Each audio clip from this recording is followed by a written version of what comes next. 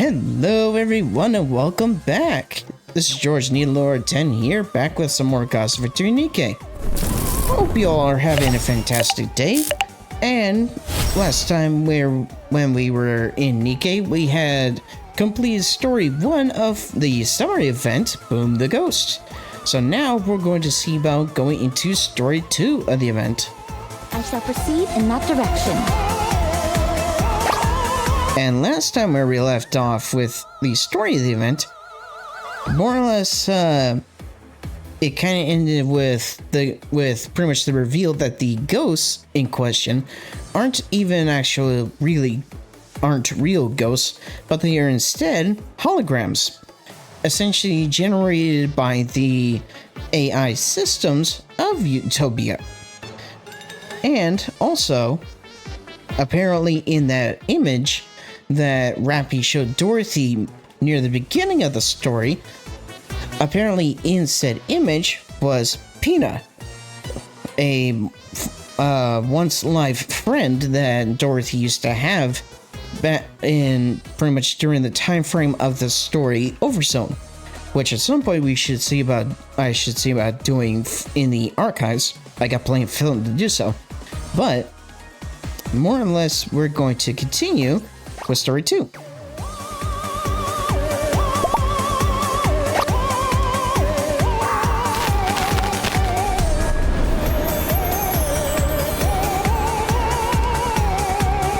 Yeah, there's definitely a lot of baggage when it comes to Dorothy's history with Pina.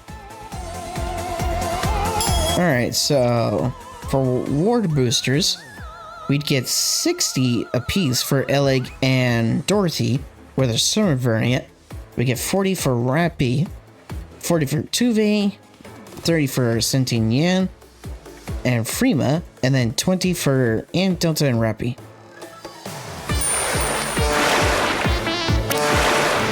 So let's see about assembling the team. Let's go, Commander. So we'll bring in Rappy. I'll make sure everyone here. Tuve. Time to hunt. We'll bring in Raven. We'll also bring in Grave. And we also need one other. So let's bring in... Yeah. Come and make a fortune. Yeah, so pretty much the same team as last time. Alright, so let's see what happens next. Welcome aboard the luxury cruise ship Utopia. It has been some time since I've encountered dear passengers like yourselves. Please wait a moment. Oh my, the ship's facilities are currently operating at less than 10% capacity. I intended on offering you a drink, but it appears I will be unable to do so. I apologize. Are you a hologram? That is correct, dear passengers. I am Alfred, the central AI controlling the luxury cruise ship Utopia. For greater convenience and visibility, I physically manifest myself as a hologram. If I may be permitted to boast, all the equipment on board the Utopia is managed by augmented reality holograms. We prioritize the comfort of our passengers above all else. Therefore, everything on this ship is equipped with its own AI system. This extends to even simple functions such as opening and closing doors, turning lights on and off, and covering passengers with a blanket or cooking meals. What? How are holograms even capable of that? They're intangible objects. Yeah, that's something I brought up in the last video. That there means that they're holograms, intangible projections of light. They shouldn't be able to theoretically pick up or move objects of any kind. A terrific question, dear passengers. Allow me to explain by showing you an example of how I can open and close the door. The door itself is electronically controlled, while a well-timed holographic projection simultaneously acts out the motion of opening or closing the door. Okay. So essentially they're acting. the synchronization is applied to everything else as well. This gives the appearance of the hologram serving the passengers and fulfilling any needs they have. Yeah, so essentially their control over electronics and whatnot, they can move them by themselves, but then they are more or less have a presence there to make it seem like they're doing it, when in actuality it's just pretty much the systems itself that's doing it. It's a unique feature of the Utopia which makes passengers feel truly attended to, and we're quite proud of it. What about transporting objects? Can the holograms do that? Technically speaking, no. The Utopia is outfitted with countless rails and small launch ports, creating an efficient transport network throughout the ship. In rare cases where objects need to be sent to passengers, the items are physically launched, while the holograms perform a throwing motion to match the timing. Which would explain the quote-unquote ghosts earlier throwing metal crates at us. Are holograms free to move around the ship? Unfortunately, that is not possible, dear passengers. Each hologram is assigned a designated service area and cannot leave it. That would explain why. That also explains why the horde of the quote-unquote ghosts that were on deck couldn't follow us here. That explains why they all seemed like moribund spirits. Since you're the main AI, can you control the other holograms? Of course. I am a hologram made for that purpose. I see. So the central AI calls the shots for all the other AI systems.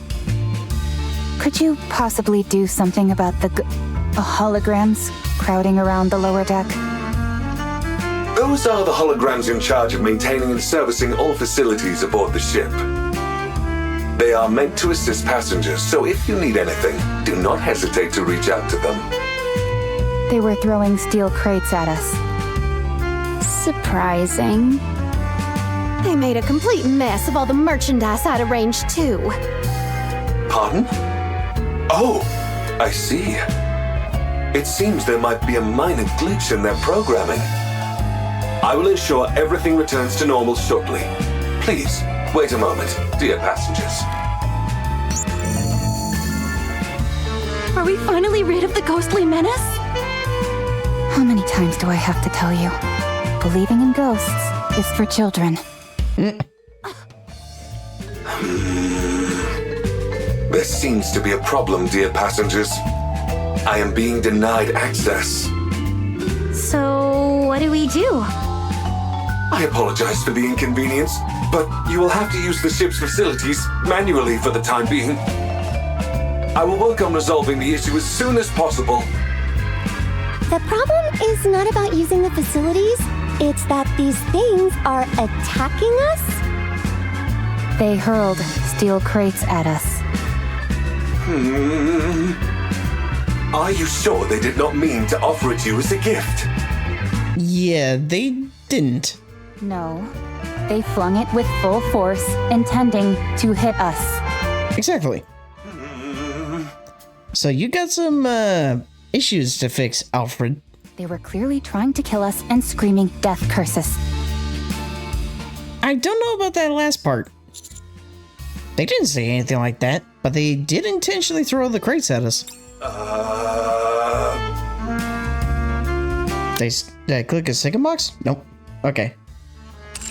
Was a weird visual glitch, I think. What is happening? They must be really rattled. We weren't even addressed as dear passengers. My apologies. I will get to the bottom of this. This cannot be. Uh-oh.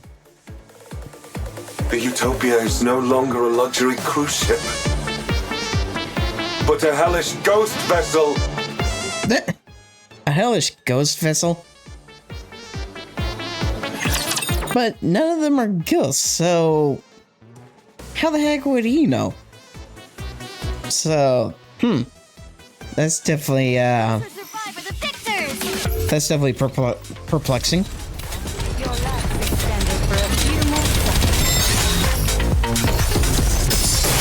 Wait right there.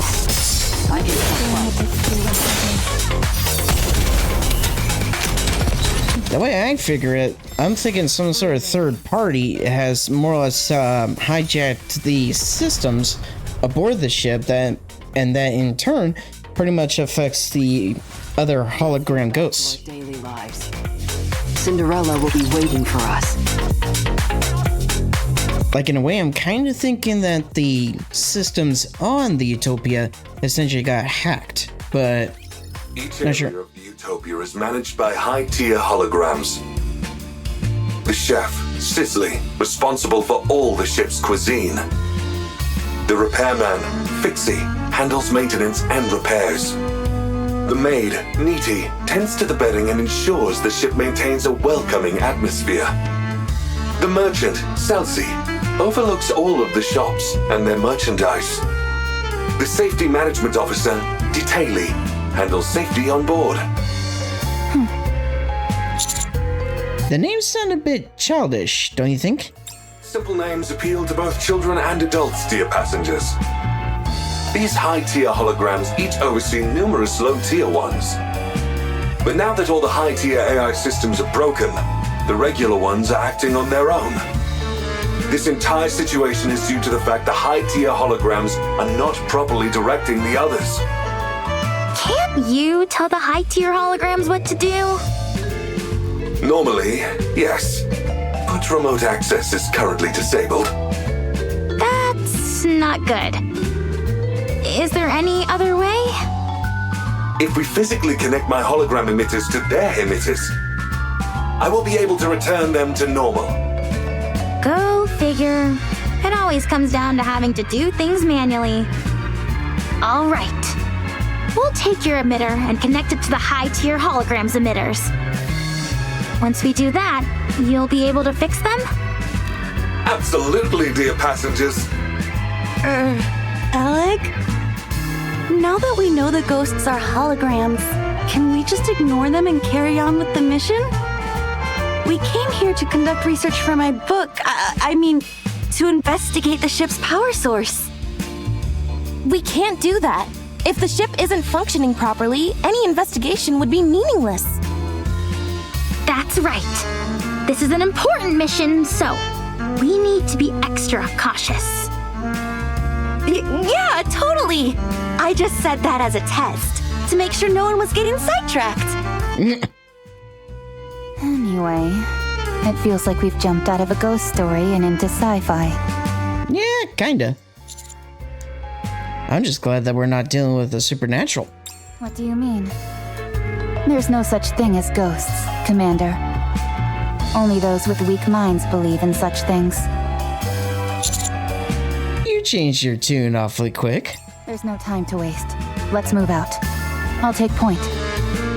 If we run into anything, ghosts or otherwise, tell them to come my way.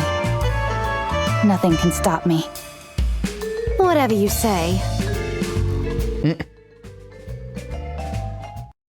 Utopia ship, kitchen. Cooking the food, Sizzle. Wait a second. You guys see what I see under his hat? There's a rat. Sizzly here is actually a... Okay, that's clever. They actually did a Ratatouille reference. That's cute. Scrumdiddlyumptious! Fresh and hot, Sizzle! I take it that's the chef, Sizzly. Doesn't look too intimidating. Let's get in there. There's a bunch of other holograms nearby, so a fight is inevitable. But with the BFG, we've got nothing to fear. Approaching it will be easy enough. The question is, what do we do after? A hologram pops out from the disc Reppy's holding. Sisley's hologram emitter should be in the center of the kitchen.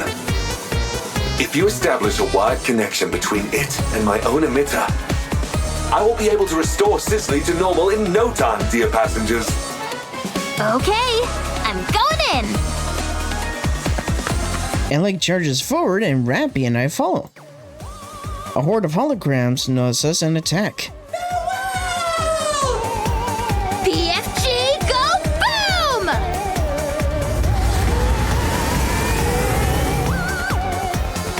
Ellie quickly clears the area by sucking in the holograms with her BFG. Cooking the food, sizzle.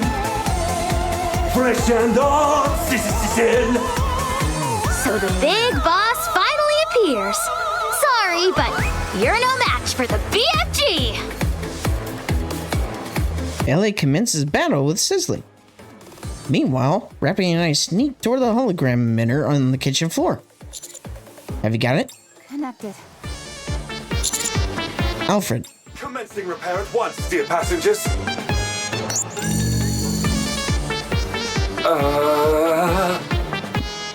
Huh? Cooking the food! Sizzle! Nice and warm! Uh-oh. He's angry. If anything, Sizzly's gotten stronger. Alfred?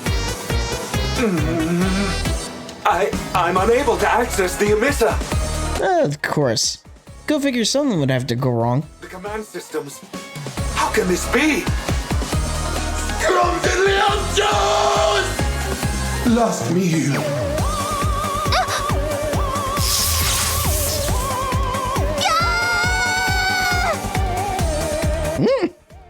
That's definitely an expression I haven't seen yet. Alec. Sizzly overpowers the BFG's suction and grabs Alec, zapping her with electricity. Alec trembles violently and passes out. Alec has been possessed. You mean electrocuted? Warm food coming up. Sizzle. Sizzly glares at us. At the same time, additional holograms creep back up from the floor. Alfred, how's it coming along? There is nothing else that can be done. You must retreat, dear passengers. Rappy, can you get Alec? I'll try. Rappy cautiously eyes the fallen Alec and surrounding holograms. But it won't be easy. Unlimited rescue! Suddenly, Tuve rolls in, picks up Alec, and runs out. Tuve looks back and gives us a big thumbs up. Is she making fun of us? And maybe? Of course not. Yeah, of course not.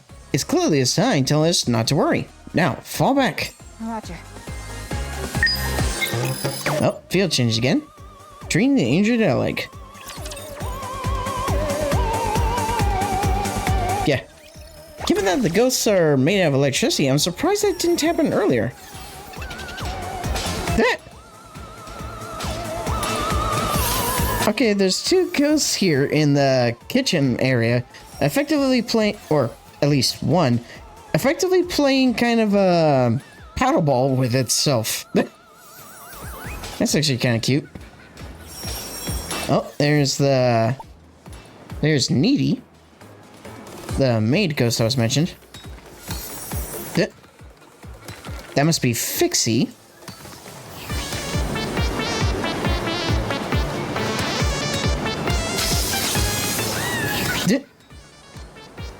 There's one of the other ones.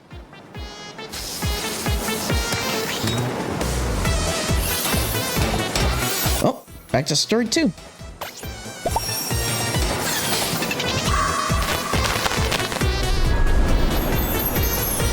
So I'm wondering if Pina is gonna appear in the in story 2. I wonder if she's gonna appear as like a legit ghost or as another hologram. That'll be something interesting to find out. But we gotta progress through the story first. Then we'll know for sure. Don't wrinkle my clothes. Wait right there.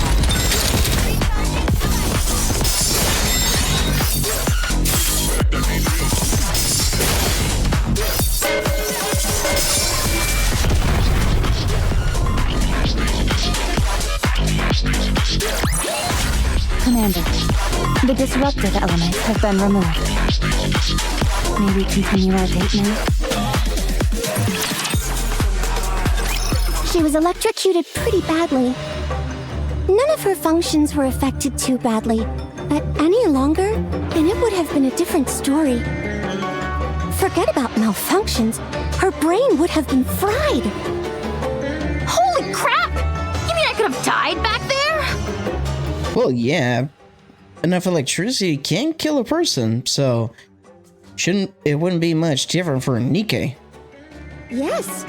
So it would be best to keep our distance from the high-tier holograms. Okay. Mr. Alfred, something seems to be seriously wrong here. That there is, dear passengers. All of the high-tier holograms command patterns are limited to a single input. For Sizzly, the input is cooking. Cooking? Well, it is a chef, so it makes sense. But to only have one command pattern? No wonder this is such a mess. Yes, dear passengers. All other commands have been blocked, save for that single input. What is strange is that I don't know how that happened. It's almost like a ghost did it. Maybe not. Maybe someone hacked the systems of the ship. That's what I'm thinking anyway. A hologram talking about ghosts. Never thought I'd see the day. What if Sizzly actually cooks? Would that help it return to normal? Cook. Are you okay? I think he's thinking. Oh, sorry, dear passengers. I seem to have experienced a momentary system error. As the gentleman said, encouraging Sizzly to cook may help. But if such a plan fails, there's no telling what could happen. I say we go for it anyway. Should we try bringing in some usable ingredients? It would hardly be able to cook if we didn't. The entire reason it's been unable to cook all this time is because there aren't any ingredients left for it to use. Yeah, maybe that's why it's gone haywire. All right. Let's try and gather some ingredients for it to use. Soon after, Rappy is holding the ingredients we gathered. Am I the one going in? Yep, after all, that's not a ghost. And even if it was, you're not afraid of ghosts. That's right. I'm not scared of ghosts. And that isn't a ghost anyway. Still, just in case, I would like one more person to come along with me as backup. I'll go with you. You already got electrocuted once and you're going back for more? You can consider a glutton for punishment. Huh? Do you enjoy getting shocked? No, I like playing with electricity, but I don't like being electrocuted. Isn't that kind of ironic? Oh, got it. My bad. All right, let's go. Eleg, you take the lead. Okay. Rappy and Eleg cautiously approach Sizzly with the ingredients in hand. For some reason, the other holograms do not pursue them. Sizzly, however, slowly moves towards Rappy and Eleg. It's moving. It's coming right for us. If it shows any signs of aggression, we pull back. This way! Sizzly points at a cutting board lying on the table. Rappy and Eleg, both quaking with fear, place the ingredients on the cutting board. Cooking the food, sizzle. Warm meal, sizzle. Suddenly, the kitchen lights up.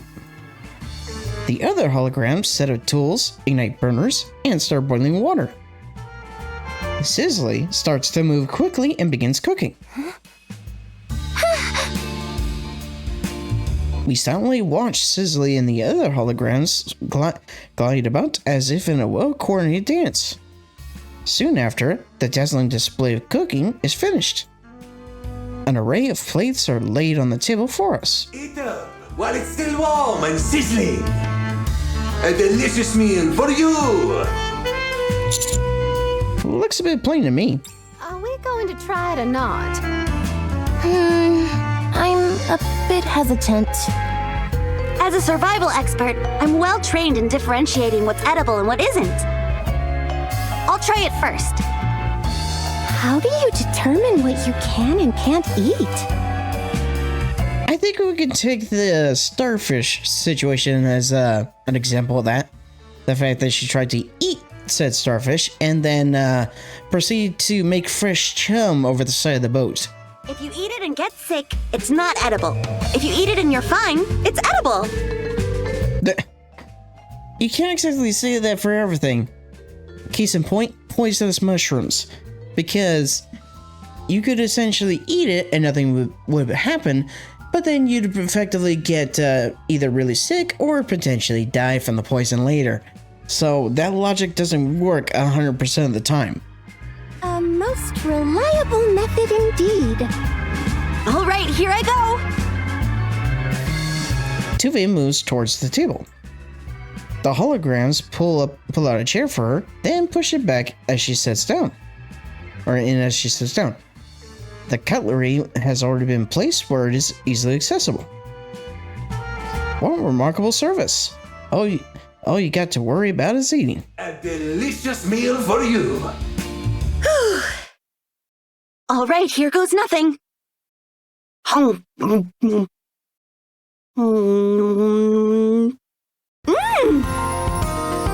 It's absolutely incredible. It's like I've died and gone to heaven. Eat up while it's still warm and sizzling. Don't let it get cold. Everyone, come here and try some. We all sit down somewhat hesitantly and dig into a satisfying meal. Was it delicious? Yes, it was. Did you find the meal satisfactory? Very much so. I hope this is not the last meal that we serve you. Aw. Do come again. Promise? Sure. I promise. Wonderful! Sizzly goes back to the kitchen and starts to clean up. The other holograms join Sizzly and help. Seems like things are back to normal. Yes, but connect me to the emitter anyway, just to be safe. Will do. Ellie connects Alfred's system to Sizzly's hologram emitter. The issue is resolved, along with some minor bugs. Sizzly and the lower tier hologram should no longer pose a threat, dear passengers. I wonder what made Sizzly calm down so quickly. It was like flipping a switch. It appears that fulfilling its intended task helped. It's like its inner desire was fulfilled. Access authority has been partially restored as well, dear passengers. Rebooting Sizzly uncovered some new information. Some of my authorization privileges were transferred to the high-tier holograms, although I cannot recall the reason for doing so. As more high-tier holograms are restored to normal, more of my authorization privileges will be recovered, as will my memories. To restore the high-tier holograms, they must re-engage in their intended purpose, as you've done with Sizzly. So, in other words, if we allow the high-tier holograms to do what they were meant to do, thereby disarming them, you'll be able to heal them, regain your authorization privileges, and regain your memory? That is correct. A well-stated summary, dear passenger. This is fun! It's like playing through a video game story. Yeah, pretty much. Kind of a fourth wall break in a way. There is one more problem, however. And what's that? Huh? What is it? If we do not alter the Utopia's existing course, it will be caught in a strong current in a few days' time. That current leads to a whirlpool known as the ship graveyard. Oh, lovely. Yikes. How do we change the ship's course? Though the first thing that kind of came to mind was more or less the Bermuda Triangle. I can make the alterations once I have full authorization restored. Okay, we'll do what we can. I also have a question for you all, dear passengers. Why did you come here? Yeah, it's kind of a long story. I won't let you get away. I will finish this quickly.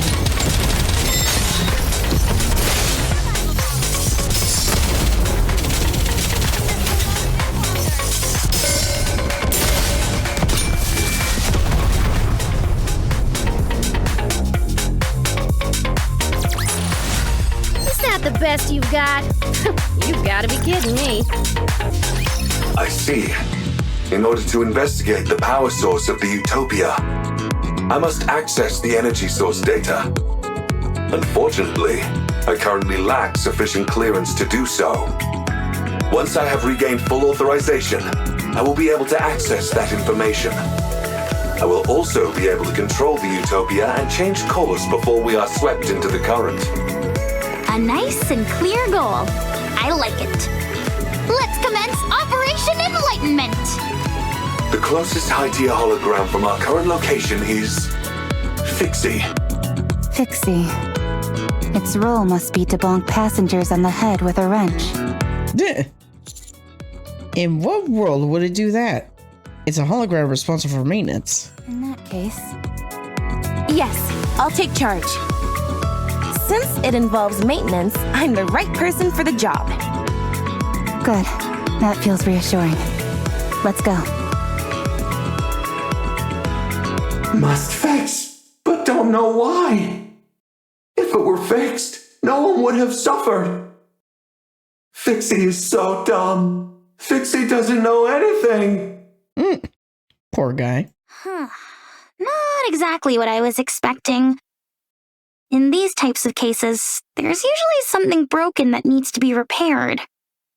Commencing approach. Alec, watch my back. Okay. I'll suck in the lower tier holograms with my magnificent BFG, so you can make contact with Fixie. Just be careful not to get too close. Got it. Alec begins battling with the rest of the holograms, giving Senti an opening to approach Fixie. Hi, nice to meet you. I'm Senti. Must fix, but don't know why. If it were fixed, no one would have suffered. What's with the tense background music? Fixie is so dumb. Fixie doesn't know anything. Do you want to learn some skills? I can help you. If I had fixed it, everyone might have been okay. There would have been warm water, and the heating would have worked properly. No one would have had to suffer. Do you feel your lack of skills made everyone unhappy? The pipes froze suddenly. The pipes got hot suddenly. Fixie doesn't know why. The floor started shaking. The exhaust fan stopped working. Fixie didn't learn anything. Fixie didn't learn why everything went wrong. It's Fixie's fault. Everyone was unhappy because of Fixie. Everyone trusted Fixie, but Fixie couldn't do anything. Fixie betrayed their trust. Fixie. Stop whining, will you? It's always tragic when mishaps occur due to personal mistakes. But instead of wasting time bellyaching, you should try to learn and increase your skill set. That way, when the same situation occurs again, you'll be able to fix it instead of standing here sucking your thumb. Everyone gets a one-time excuse for a pity party when something goes wrong. But if it happens again, and you aren't able to fix it again, that's laziness, pure and simple. That means you're stagnating. We can't rest on our laurels. Even a small step forward counts. We must always grow as people. Only then can we repay other people for being kind enough to trust us. We must master every skill we possibly can, so that others can have peace of mind. So they feel free to go wherever they please without worry or concern. That's something which they've entrusted us with, and we can't let them down. She's giving a life lesson to a hologram. As to be expected from Leader's protege. But Fixie has no way to learn new skills. Without a software update, evolution is impossible. Wow, how pragmatic. Indeed.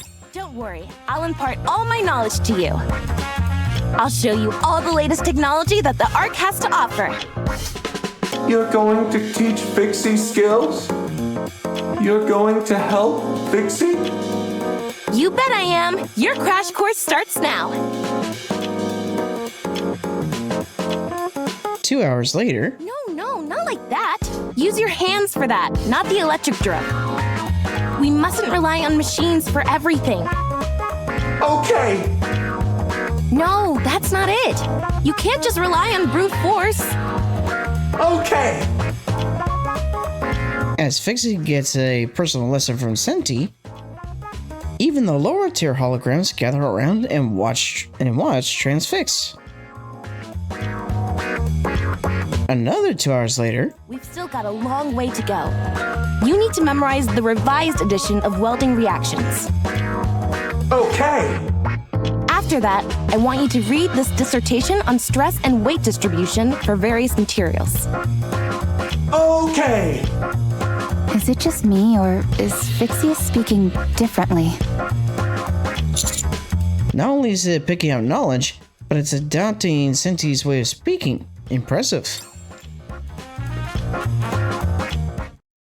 Another 2 hours later.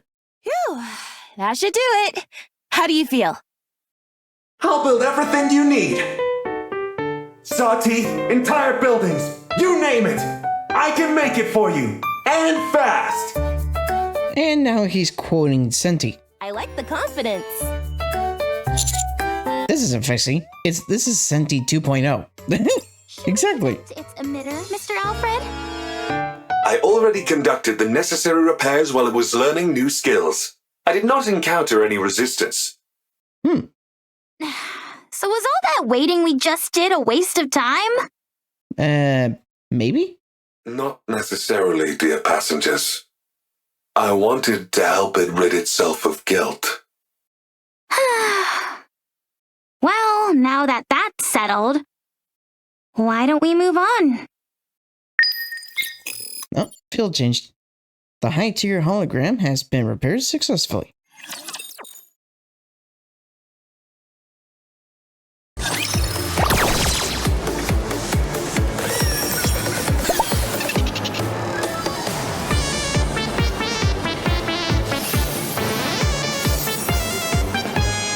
Oh, so Detailee's next. Given the hint from the text here. So, let's head back into the story and see if that's indeed true.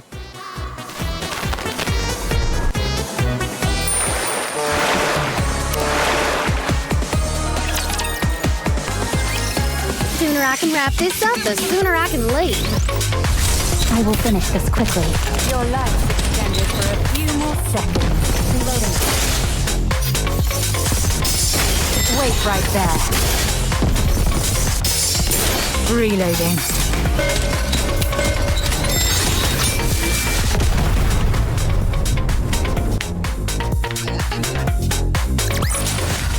Is that the best you've got?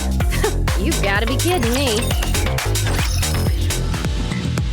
Having now figured out the trick to dealing with the high-tier holograms, we quickly get to work. Our next target is the safety hologram, Detailee. I believe I prepared a comprehensive safety manual for every situation. However, when unexpected situations started popping up, the manual proved useless. I could keep a handle on things when it was safe, but in dangerous situations, I was no help at all. Then how about this? A multi-purpose hook shot. This barrel fires a hook with a wire attached to it, which then sticks to any surface. Why would he need a hook shot?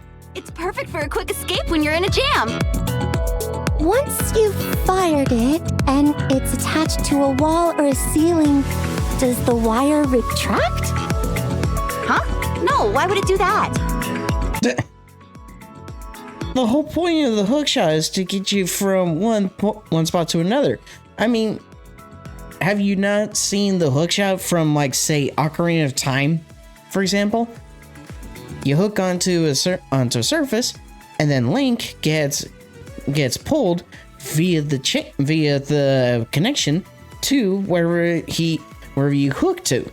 It's like, that's how a hookshot works. How else would you be able to pull yourself up? Exactly. And of course, you can also do the reverse, where you can pull something to you. Oh, good point. Maybe it could slow down your fall as you rappel down a wall? How much weight can it sustain? About 44 pounds. That's not a lot. How would that slow you down in the slightest? Exactly. Then it could be used to flip switches that are far away. Do you have anything else? Of course. Check this out. A pair of skis which attach to your stomach. Great for sliding down snowy areas quickly. You're supposed to connect those to your stomach? Somehow I don't think so. Yep. How are you supposed to brake? Lowering your head will slow down your speed. That breaks your neck. How about turning? If you twist your waist like this... Hold on! I just had a brilliant idea! You put these on your feet instead! That way, pressing your feet acts as a brake, and you can steer freely! Duh, that's how skis work. Then they're no different from ordinary skis. Exactly. Oh, darn it. Just when you think you've invented something, turns out it already exists. Anything else? I do, but why do you want to keep seeing more? Because you envision impossible scenarios and then conjure up ways to resolve them. This has made me realize that I simply need to make a manual which addresses every possible situation, no matter how absurd. Show me more of these absurd inventions of yours. Sure. Tuvia continues to show her inventions, while Pepper keeps questioning their practicality. All the while, Detailing watches and nods with satisfaction. That's enough. Fortunately, I can now create safety manuals which address even the most utterly ridiculous situations. Please, continue to make more absurd inventions in the future. Sure thing. Detailing, system stabilized. Next up is the merchant hologram, Selzy. Out of stock. Couldn't provide what was wanted. Running out of goods is the merchant's greatest shame. All I want is to provide goods. I like you. You've got the heart of a true merchant. Want to do business together? I brought all sorts of supplies with me on this excursion. I'll supply the goods, and you sell them. All you need to do is cover the original cost, plus 10% of the profits. 5%. 8%. Oh great, they're bartering. 6%. 7%. I can't go any lower than that. Deal. Deal. Is this where we buy the items? Yep, we've got quite a selection for you. Genuine products with no middleman. Limited time offer. You won't be able to get these anywhere after this season. Could I have a towel? Here you are. That'll be 200,000 credits. Ain't that a ripoff? 200,000? Why so expensive? Look at the pattern. Its unique stitching is only found on this ship. Okay, but still. Come on, Peppa, be a team player. Ugh. Fine, hand it over. Thank you for your business. Next customer. Freaking drooling with dollar signs in his eyes. That's borderline akin to Conker and Conker's Bad Freddy when he gets any of the wads of cash. Give me 1 bag of potato chips. Here you go. 30,000 credits, please. Get me the manager. Oh no. Rappy, do not pull a Karen. Rappy, this is part of the mission. Fine, I'll take it. Thank you for your business. Next customer. I don't know why you even have men's underwear, but I'll take a pair. That will be 500,000 credits. What the hell? For a single pair of underwear? That's outrageous. Take it or leave it. It's a limited edition item, so if you want to miss out, feel free. If you'd rather wear stinky underwear, that's your choice. Fine, I'll take it. But it's not because my underwear smells. Much appreciated, rookie.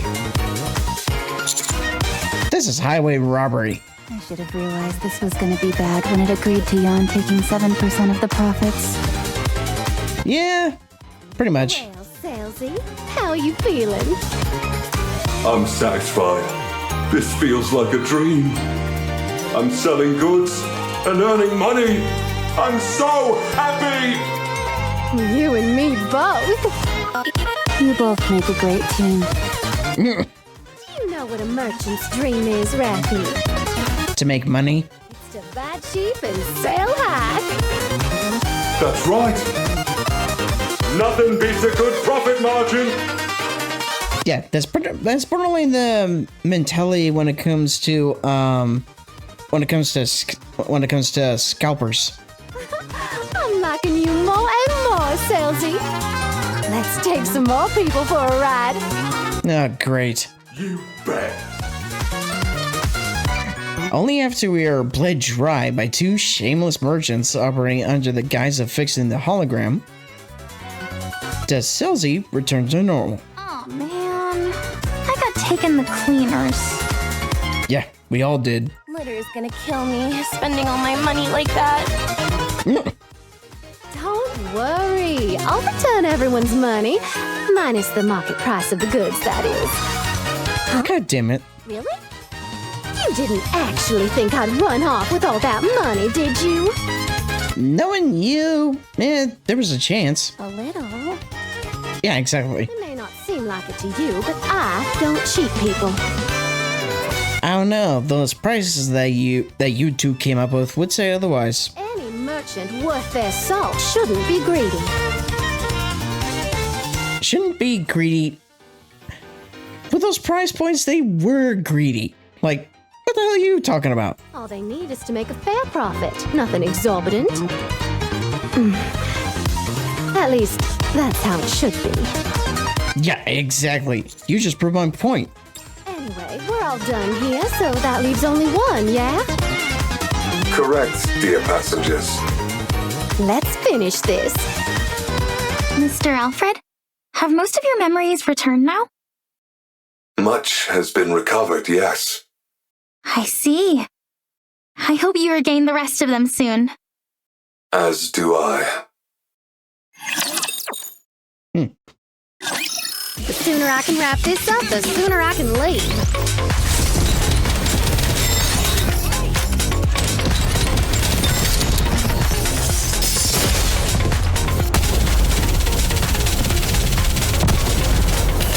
Wait right there.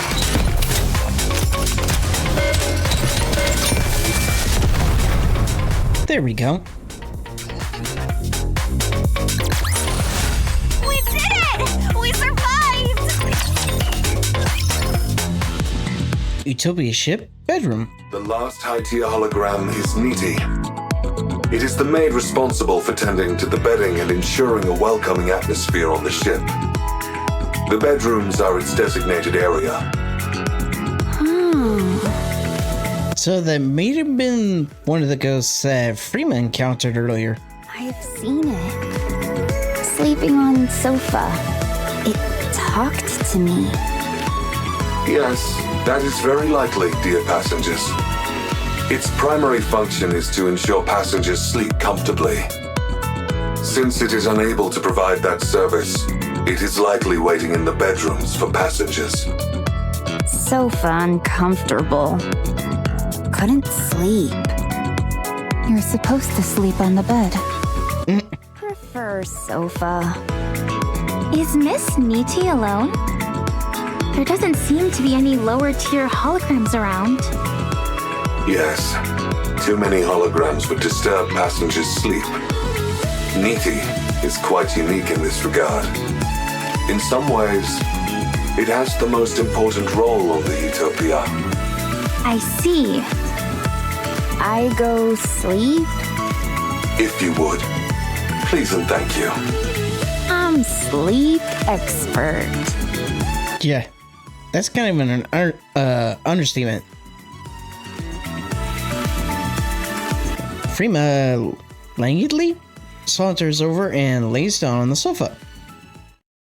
Yeti approaches Frima and stands beside her. Whereupon she stares silently at her. Yeesh. It's like something straight out of a horror movie. Yeah.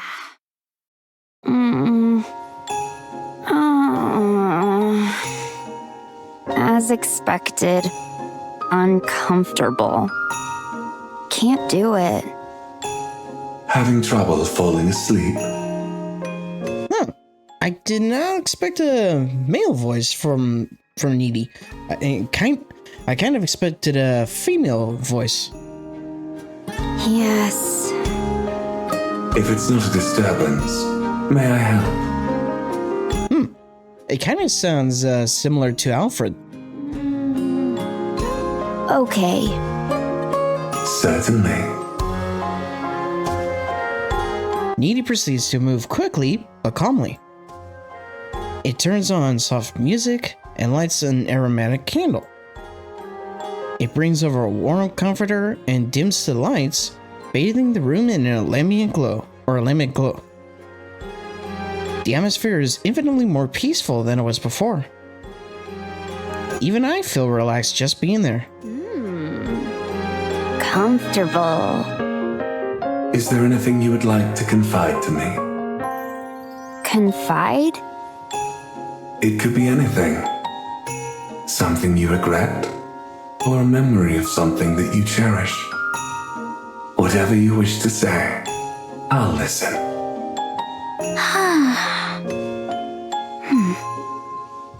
This hologram's speech patterns are completely different from the others. That is because the nature of its job is different, dear passengers. Nothing to say. Is there anything you regret? Not saying. Try speaking calmly, without any emotion. As if it's someone else's story.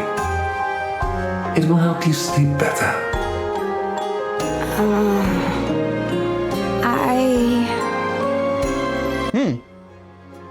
Never seen this image before.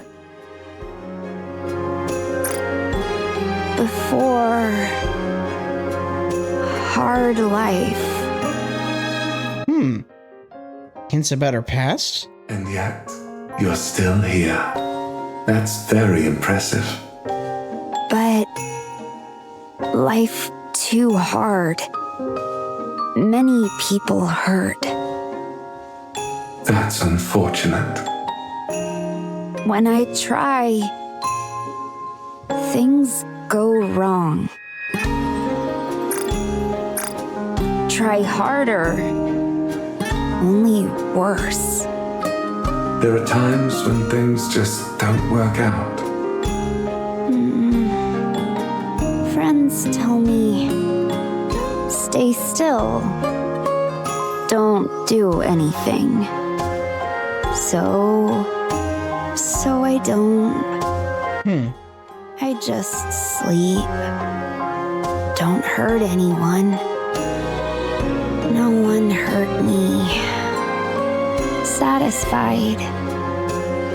Sleeping is best.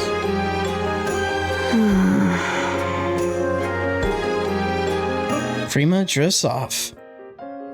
Amongst the tranquility, only Frima's breathing can be heard. Yeti turns off all the lights and watches Frima sleep for a while. Sleep well.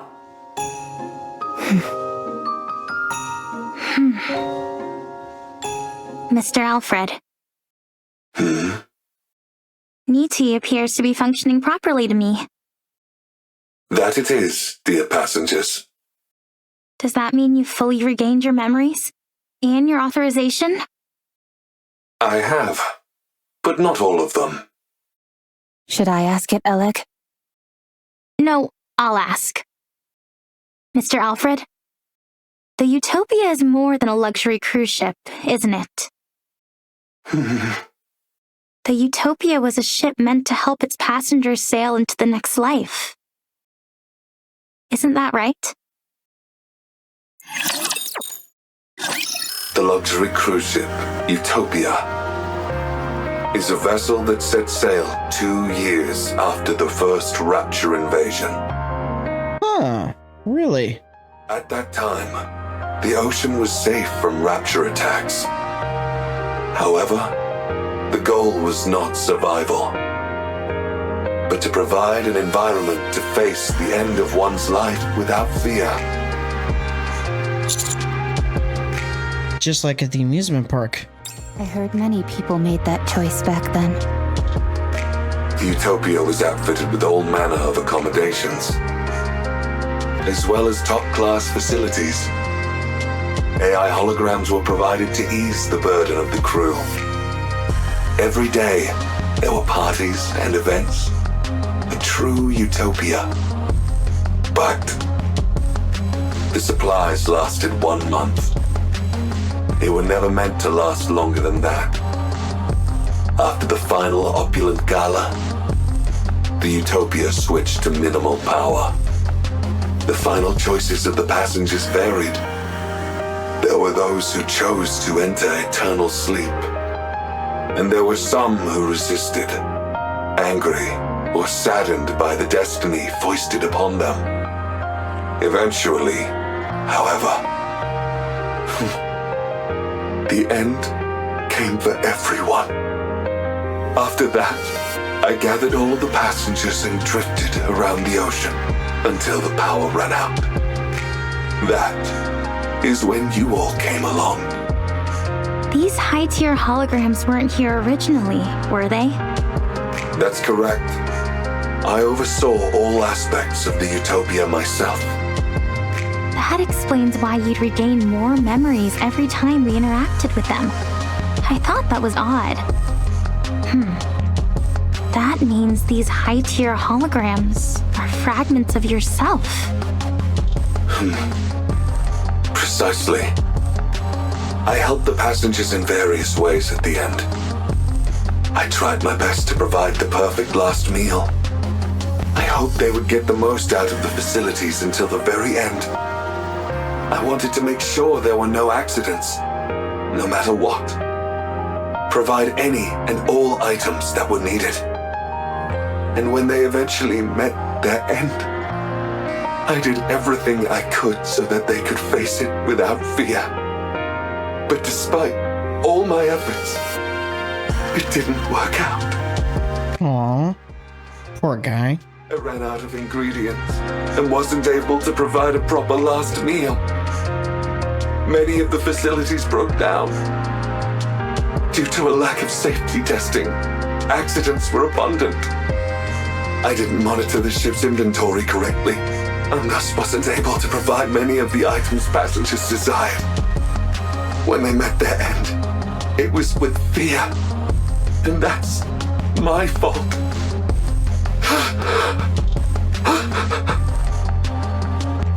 I'll never forget the disappointment in their eyes, even as they insisted it was okay. When I served them inferior food, their forced smiles as they shivered in the cold shower because there was no hot water, joking how cold showers are good for the body. Once, after being hit by a pipe that fell from the ceiling, someone good-naturedly claimed that bleeding is good for circulation. I'll never forget their face. Even when I ran out of toiletries, they would proclaim that bathing too often wasn't good for you anyway. Those words are burned in my memory. I'll never forget those final, fear-stricken expressions of the passengers in the moments before falling asleep. I curse the one who made me. Why did they make me an AI capable of reliving such tragic memories? Why did they make me capable of thought? I was resentful. So you broke up your memories into holograms. Yes, carrying those memories all the time was too painful. In order to find some relief, I splintered my mind into fragments. Are you okay now? I'm still in pain, dear passengers. So much pain. I want to fragment myself again. You did your best, Mr. Alfred. You did everything you could with the limited resources you had available to you. You gave it your all to try and ameliorate the situation. That's remarkable enough on its own. Yeah, that's amazing. I respect you a heck ton, enough to want to learn from you. Sounds like you went through hell. It must have been so hard. Incredible. Really. You did well. Thank you, dear passengers. I would like to tell you about the power source now. But there is still one more problem remaining. Sorry, still? There is still a high tier, or rather, an irregular hologram on the ship. Irregular?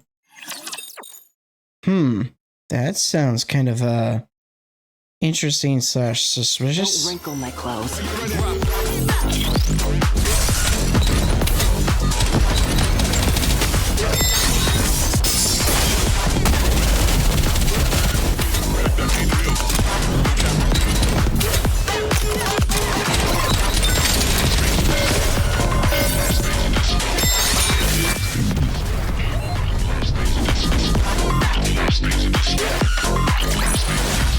Is that the best you've got? Alright, halfway there. Oh, field changed. Alfred informs us of the existence of an irregular hologram.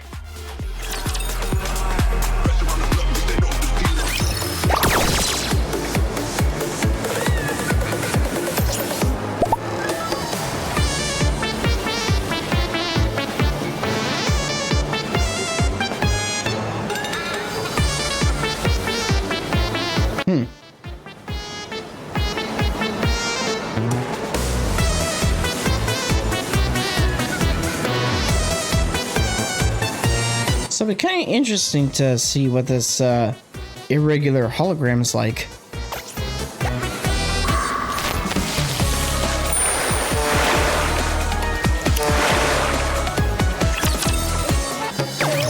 How about I give them a little taste of what I can do?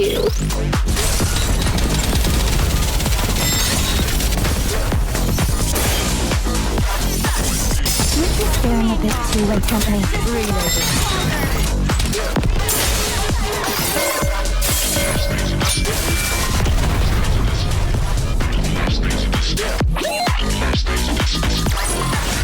I wasted my time.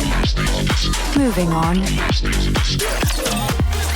There was a NIKKE aboard the Utopia as well. Wait, Pina was here? She was a mass-produced model, but her warmth and kindness surpassed everyone else's. She boarded the ship to help the departing passengers in any way she could. She assisted me and devoted herself entirely to them. After all the passengers left, she couldn't cope with the grief, and eventually... I didn't want to forget her. That thought spread throughout the Utopia and gave birth to a hologram in her image. What? How is that even possible? I do not know, dear passengers. Wait. Given the image of the mass-produced NIKKE in the background, something makes me think that said mass-produced NIKKE is pretty much a NIKKE that looks exactly like Pina, because Pina was a mass-produced NIKKE. So the hologram that's possibly in her image. That, yeah, if Dorothy sees her, that could cause issues. One day, her hologram began wandering around the ship. It is unable to communicate, nor does it seem to think for itself. Yet, it continues to exist. Nymph. What was that? Nothing. I was just talking to myself. Are some of your authorization privileges still with that hologram? Correct. That is why I have not fully recovered yet. Her hologram must be returned to normal as well. Does that mean it will disappear? That's right. It was created by accident, so I do not know how to recreate it. Are you sure you're okay with this? No, I am not, dear passengers. She stayed with me until the very end. After all the passengers left, only she and I remained on the Utopia. We spent a lot of time talking about many things. She was my friend.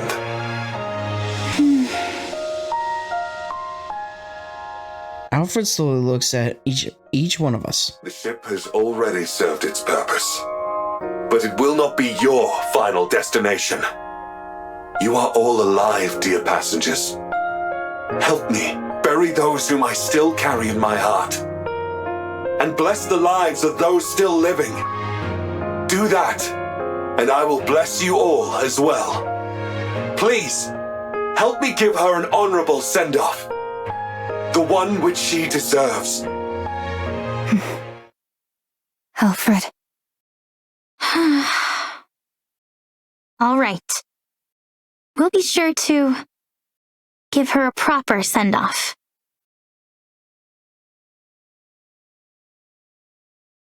We begin moving towards the location Alfred indicated where the hologram might be.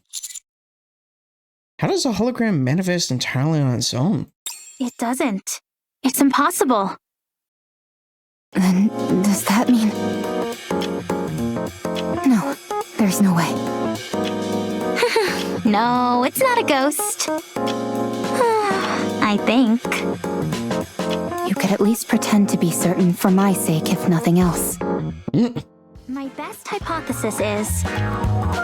some of the data remaining in her nymph may have made contact with one of the Utopia's numerous hologram generators and then assumed form.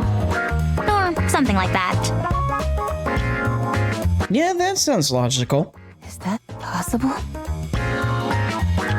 Yeah, I don't think it's too terribly, I don't think it'd be too outlandish for something like that to happen. I'm not sure. There's still so much we don't know about Nymph. I'm simply saying that's the most plausible theory. You seem adamantly opposed to the supernatural, Alec. Darn right. To assert something like that exists without giving a good reason is just unfair. Unfair? What do you mean? Ghosts are supposed to levitate, pass through walls, and teleport at will. They're the ultimate when it comes to transportation. And yet, despite being intangible entities, they can also lift objects. They get all these cool abilities and fly in the face of science. I can't stand that. Humans have worked so hard to achieve powers similar to what these ghosts wield naturally. Why do ghosts get all these powers for free? It's totally unfair. I suppose if you worked incredibly hard for something, and someone else treated it in a cavalier fashion, it would seem unfair. You see, that's why I don't believe in ghosts. Or rather, why I choose not to believe in them for my own sake. That's a unique way to deny their existence. Usually, people aver that they don't believe in ghosts due to finding the entire concept unscientific. When it comes to science, there's still so much that we don't know. We like to think we're at the epicenter of technology, that we have a full grasp of it and how to apply it in every facet of life. But the truth is, most technology and scientific information remains unknown to us. call me crazy, but I don't see the rationale in using one unknown to supposedly disprove the existence of another. Anyway, what's the name of the hologram we're looking for? It feels kind of weird and impersonal just referring to it as a hologram. Her name was Maya. Look, Pina, the ocean is sparkling. I've heard about this stuff called bioluminescent plankton, which shines at night. Maybe that's what we're seeing. The ocean isn't so bad up on the surface. In fact, I'd say it's pretty good. I'm so glad you and I are able to glimpse such a rare phenomenon. For me, this is better than paradise. Looks like my wish came true. I always wanted you and I to be able to go to paradise together.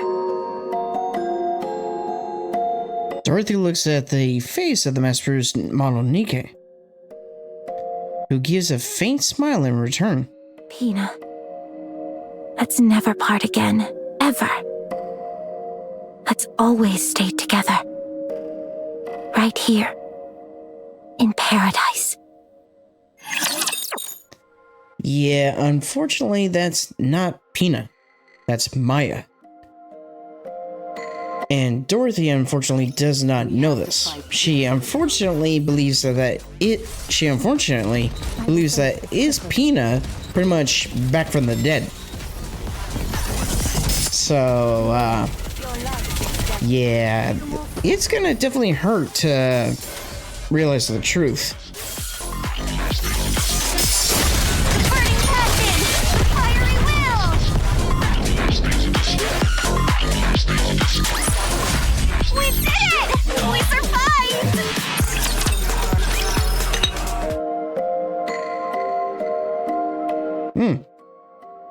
With admirable dexterity, Dorothy adroitly sets down the teacup in front of me and Rappy with a subtle click. Is this or subtle clink from the ship? Or did you bring it? I brought it. Considering how unenthusiastic you were about coming up here, you sure came prepared. You even brought a swimsuit. Fine. I'll admit that I was a little excited. I must say that this whole experience has exceeded my expectations. Dorothy. Drink your tea. If it cools down, the aroma weakens. You too, Pina. Beside Dorothy, the hologram of Maya, a mass-produced NIKKE, sits smiling at her. There you go, smiling again. Does seeing me drink make you happy? Very well. You can appreciate yours later. Dorothy drinks her tea with an air of elegance. Rappy also takes a sip, keeping her eyes glued on Dorothy. As for me, I am unable to take my eyes off my teammates in the distance. Your Grace. Yes? Do you not like my tea? Should I bring you something else? Oh no, I was just enjoying the aroma. Huh, were you now? I see you're well versed in appreciating tea. While bringing the tea to my lips, I look at my fallen squad mates in my periphery. They're all breathing and seem fine from the outside. None of them appear to have been fatally injured. Okay, what happened? Your Grace. Yes? I take it you enjoyed the tea? You've already finished your cup. That's all well and good, but tea time is also meant for conversation.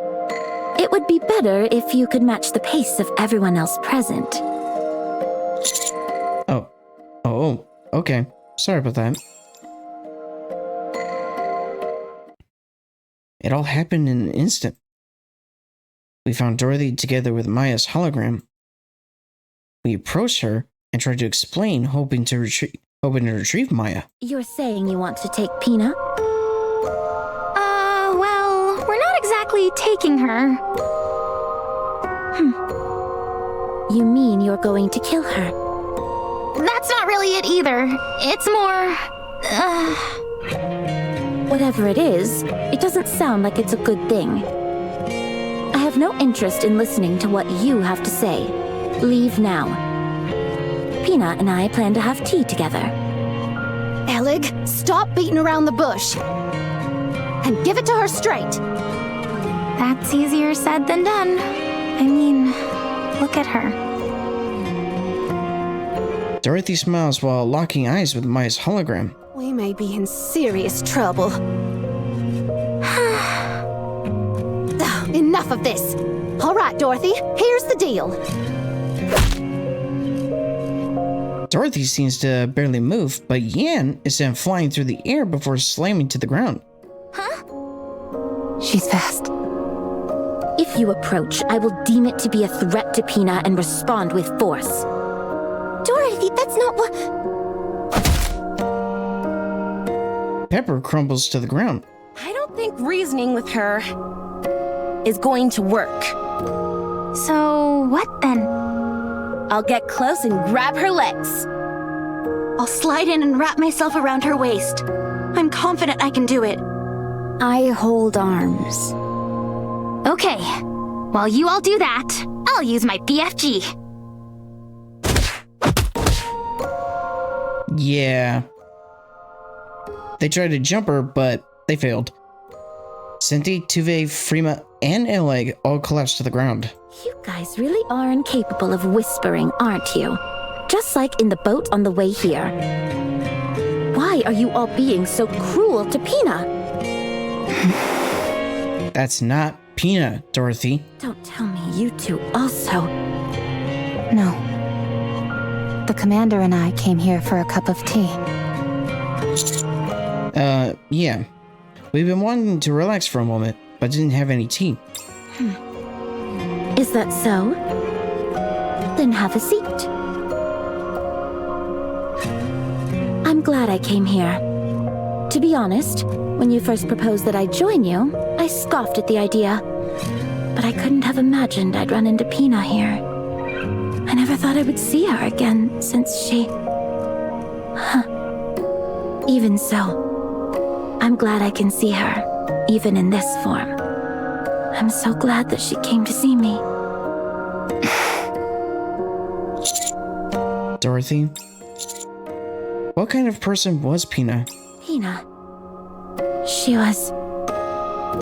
When we were at our lowest and on the verge of collapse, she was the one who helped us get back on our feet. Isn't that amazing?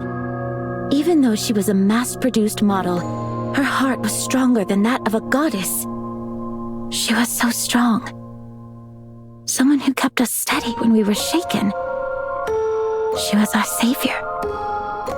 Without her, we wouldn't be who we are today. She helped me remain a goddess of victory. Goddess of victory.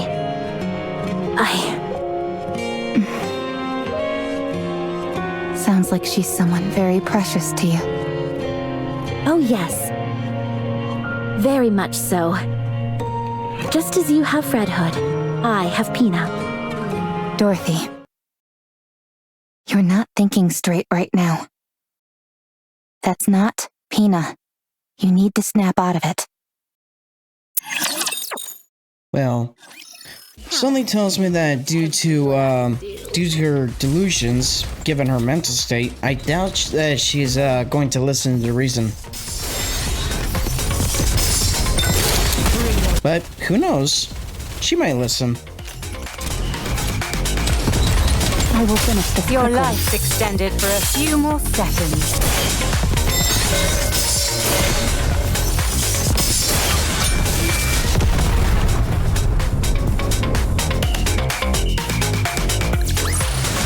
I wasted my time. Moving on. What? Rappy, stop. The person beside you is Maya, a NIKKE who died aboard the Utopia. It's just a hologram. I don't know what kind of NIKKE Pina was. But considering she was also a mass-produced model, perhaps there's a resemblance. No, it's Pina. No, it's not. Yes, it is. Look carefully. You know it can't be true. How are you so sure? You never knew Pina. No, I didn't. But you did. So look carefully. Look closely. Dorothy stares long and hard at the hologram of Maya. Is it Pina? Be honest. Dorothy slams the table. If we don't retrieve that hologram, this ship will be caught in a dangerous current. Get out of my sight. We will be pulled into a whirlpool. Everyone will die. Don't say another word. Just go. We don't have time for this. I don't want to talk to you anymore. I'll say it again. That's not Pina. I said shut your mouth. Dorothy lunges at Rappy. Rappy crashes into the deck of the Utopia. The wooden boards around her shatter. Rappy struggles to her feet. Dorothy walks slowly toward her. No one can take Pina away from me. That's not Pina. If you say her name one more time, I'll make you regret. Pina, Pina, Pina, Pina! Anyone could tell that's not her. And yet here you are, twisting things to fit your own warped illusions and making things difficult for us. And you wonder why I call you Snooty Dorothy. Oh. That definitely triggered something. How dare you! Dorothy lunges at Rappy. Rappy also gets up and lunges at Dorothy.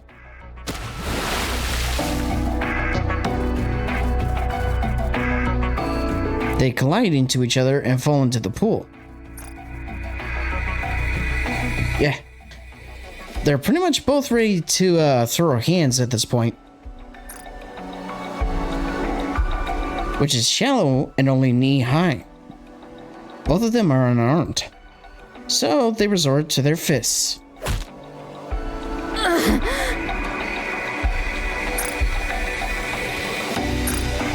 Acting so smart and sophisticated. When you can't even use your own eyes to see what's in front of you. That's why everyone calls you Snooty Dorothy. You don't understand anything.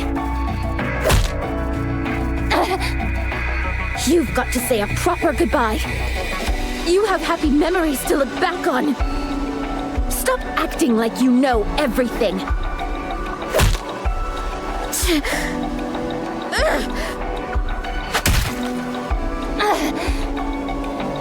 Stop tickling me and punch like you mean it.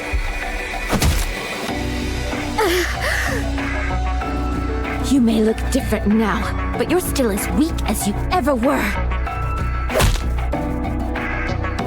Rappy and Dorothy keep trading blows. I can't find a proper opening to intervene. I've never seen things get as heated between them. This is bad. No, it's not. Oh, Elg woke up. Elg, I thought you might have been killed. No, but I wish I were. Everything hurts. Anyway, can't you do anything to stop these two? At this rate, one of them is liable to get killed. I think you're right. Okay, fine. I'm sturdier than you and certainly stronger, so I'll... Huh? Amidst the barrage of blows and groans, Maya's hologram rocks forward slowly, smiling all the while. Eventually, she stops in front of Dorothy. Rappy, who was about to throw a punch, hesitates. At that moment, Dorothy's punch goes through Maya's hologram and lands squarely on Rappy's jaw.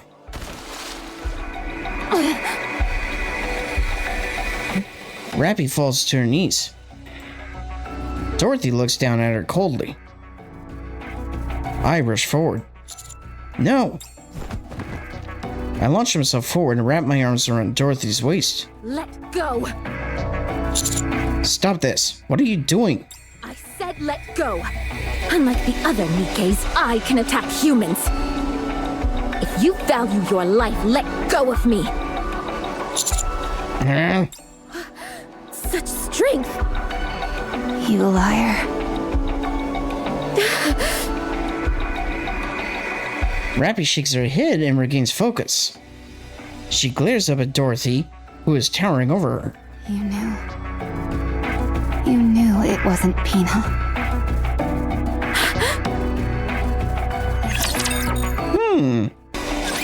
I shall suppress them swiftly. Your life's extended for a few more seconds.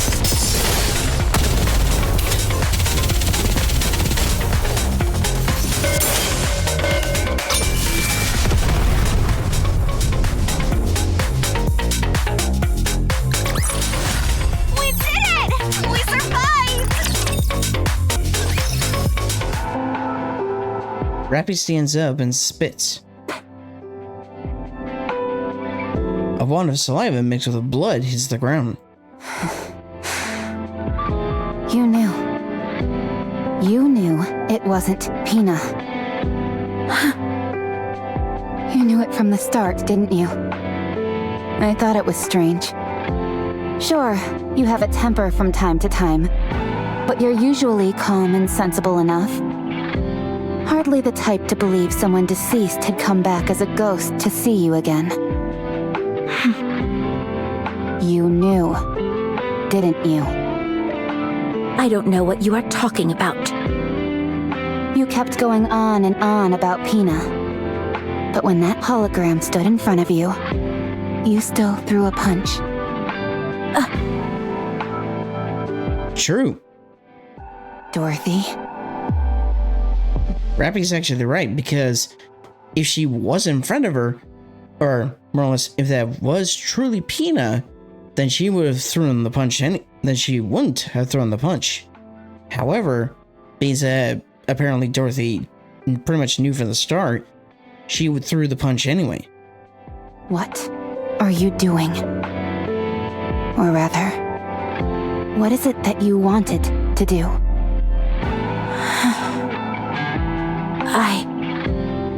I just wanted to be with her.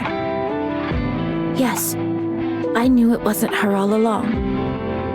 I knew this was just a hologram, and not a living NIKKE. But even so, I wanted to do the things that I've always wanted to do. Taking a walk, drinking tea, shopping, and enjoying the scenery together. That's all I wanted. Even though you know it's not her. It looks like her. Exactly like her. That's a fantasy. You know that. And what's wrong with that? What's wrong with escaping reality for a few moments? I knew that this wouldn't last forever. I know that it's all a lie. But what does it matter? For a while, I wanted a respite from those painful memories. Is it so wrong to want to flee from reality for a while when it hurts this much? Does reality hurt, Dorothy? Yes, more than you can imagine. I have no one, nothing to comfort me. Only I can save myself. But that's why I'm so lonely. You couldn't possibly understand. You were able to merge with Red Hood. You can still be with someone you cherish, in whatever form it is. You wouldn't understand the pain of losing someone entirely, of them being obliterated without a trace. Let me be your friend. comfort you. I don't need it. We can be friends. I said I don't need it. We're both strong, but I'm stronger. What the? I'm being serious right now. I've also lost someone close to me. Someone who had a major impact on my life. So what? Are we supposed to spend our lives licking each other's wounds? I don't know if we're close enough for licking each other. Phrasing, Rabbi. Phrasing. Are you even listening to what I'm saying? I'm not proposing that we heal each other's wounds. I'm saying that we should support each other as we move through life, carrying those we've lost in our hearts. If one of us goes astray, the other will help us get back on the path. If one of us makes a wrong choice, the other will stand in the way. And in the end, when we both reach the place we were meant to be, we'll be able to stand tall and feel proud of ourselves and of one another. Why are you prattling on like this when you don't even know what I'm after? You're right. I don't know. Will you tell me? If you knew, you'd only try to stop me. You're right. Since we're friends, and that's what friends do. They stop people they care about from making bad choices. I'm sorry to interrupt, dear passengers, but the Utopia is about to be pulled into a current. We must hurry.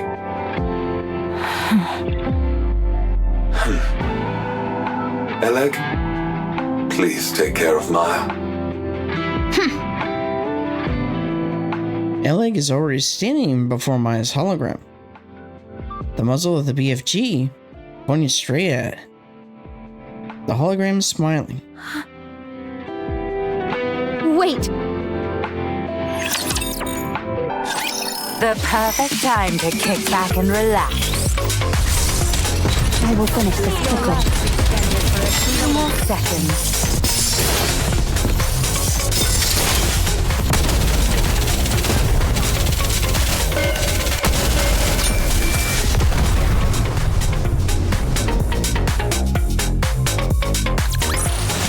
Let's get back to our daily lives. Alright, last stage. Cinderella will be waiting for us. Hopefully Dorothy doesn't do something stupid.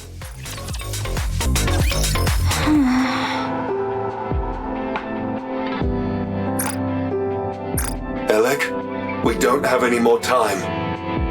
Right.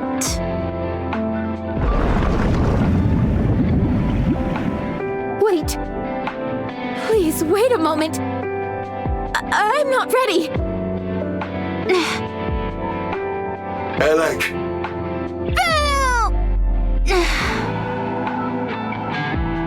Eleg meekly lowers the PFG. I can't do it. Eleg! I'm sorry. I rush over to Eleg and take the BFG from her. I look at Maya's hologram. It is still smiling. Alfred. Yes. What is the safest place aboard the ship? Somewhere safe, even from the whirlpools. Commander. There is nowhere on this ship where I can guarantee your safety, dear passengers. It doesn't matter. It will work out, because everyone here is capable and strong. I look at Maya's smiling hologram. I can't do it either. I don't think any of us will be able to. Mr. Commander.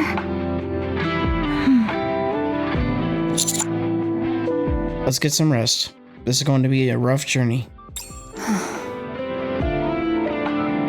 I sit on the floor. The Utopia starts to shake more violently. Dorothy. All of us are alive. So listen to the voices of the living.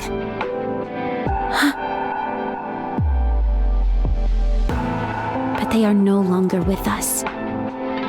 Getting yourself killed won't mean you'll get to them again. You want to hear their voice again, but you can't. We cannot see or communicate with the dead. Listen to my voice. I'm asking for your help.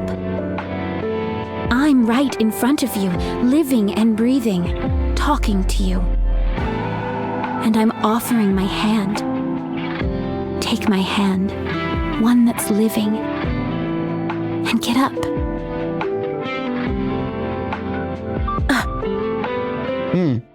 That must have been from Overzone. Yes, that's right.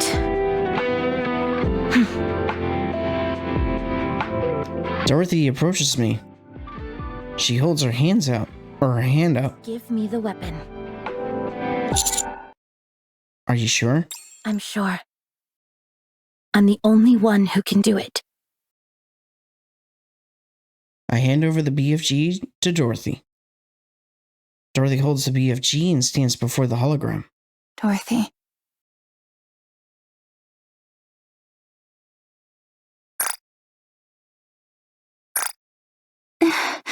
Miss Dorothy. Dorothy looks at Pina. Pina. Pina only responds with a smile. I've been living in the past, tormented by guilt, unable to take a single step forward. I'd always wonder, what if I hadn't left you alone? If only I hadn't pulled the trigger. If only I hadn't given up on you. But things have turned out differently. I haven't been able to extricate myself from the past. Oh, how I've wanted to go back to the time I was loved, when I was capable of love. But the desire for revenge is all-consuming. If only I hadn't seen that sign. If only I had crossed paths with a rapture or a lost NIKKE, and not a damned sign mocking us. I've become ugly and twisted. But I have no regrets, because I can't forgive. But even so, if you had been with me, I'm sure I would have made a different choice. I miss you, Pina. I always will. Farewell, my precious wings.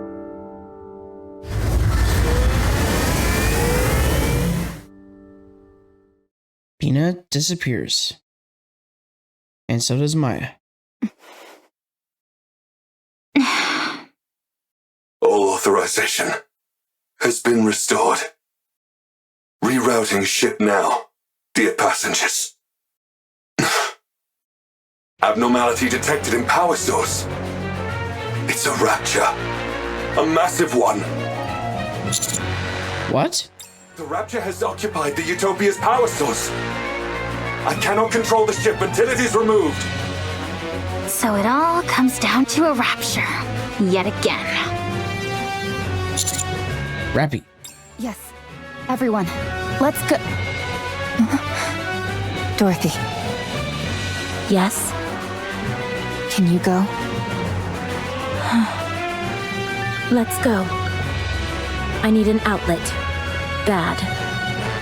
Initiating manual override of the power source.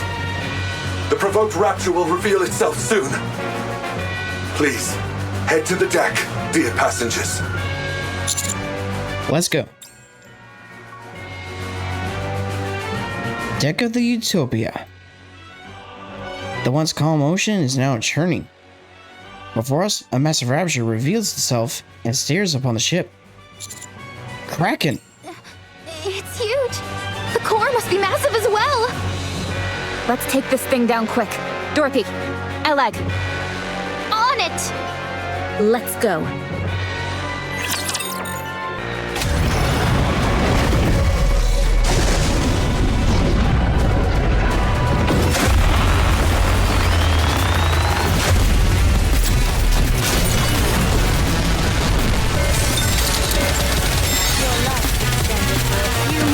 I'm going all out. Yeah, fun fact. The hologram Kraken was also the boss of the recent solar raid that was around during this event. The disruptive elements have been removed. Can we continue our treatment? Alright, let's see what the end cutscene is for story 2.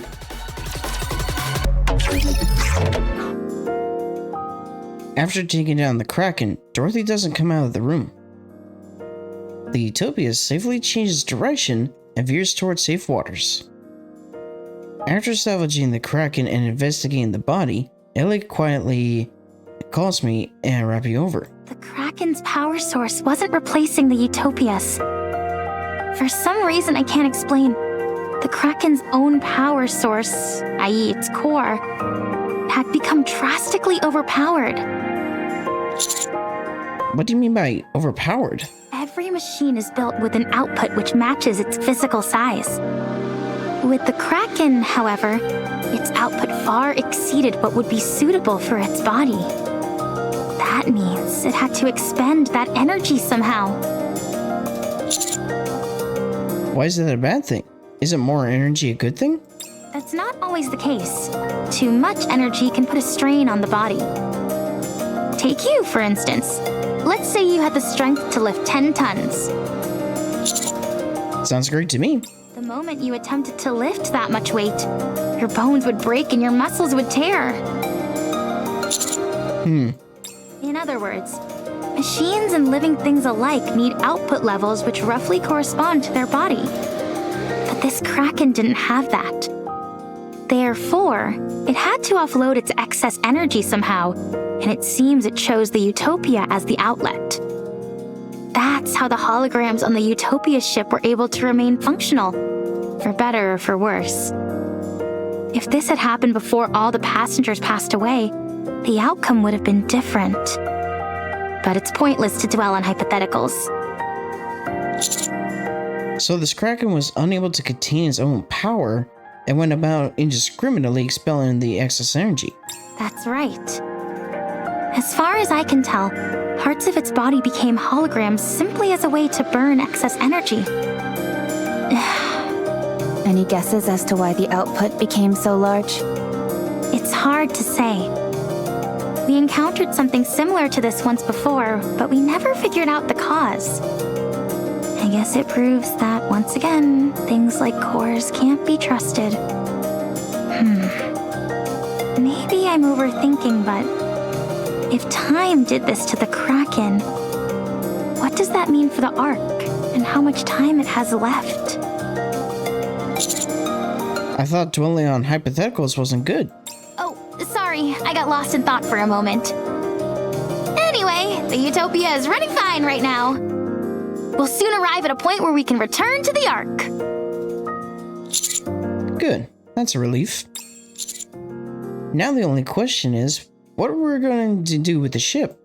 Actually, Alfred says it has something to say regarding that. It wants to tell us all at once, though, once we've gathered. Alright, let's go.